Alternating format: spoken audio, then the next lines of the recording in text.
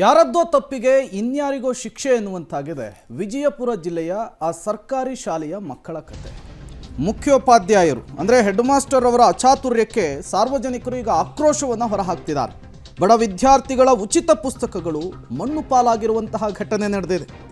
ಕನ್ನೂರು ಗ್ರಾಮದ ಸರ್ಕಾರಿ ಹೆಣ್ಣು ಮಕ್ಕಳ ಪ್ರೌಢಶಾಲೆಯಲ್ಲಿ ಈ ಅವ್ಯವಸ್ಥೆ ಬೆಳಕಿಗೆ ಬಂದಿದೆ.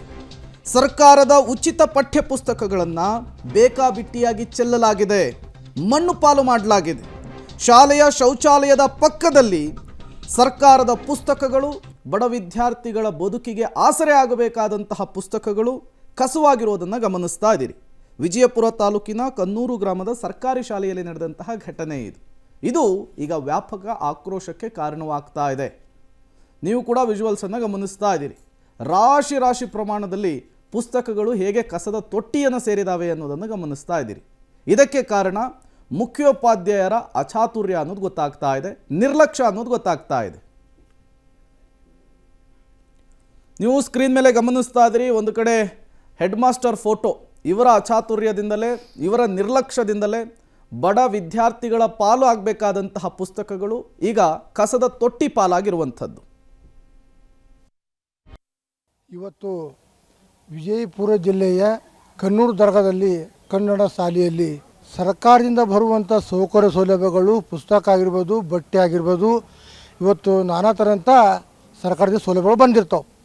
ಆ ಸೌಲಭ್ಯಗಳು, ಪುಸ್ತಕಗಳನ್ನ ಶಿಕ್ಷಕರು ಬೇರೆ ಹೊರಗಡೆ ಜಾಗದಲ್ಲಿ ಹೋಗಿತಾರಪ್ಪ ಅಂತಂದ್ರೆ ಎಷ್ಟು ಮಟ್ಟಿಗೆ ಹೋಗಿದೆ ಇದು ಅದು ವಿಚಾರ ಮಾಡಬೇಕಾಗಿದೆ ನಾವು.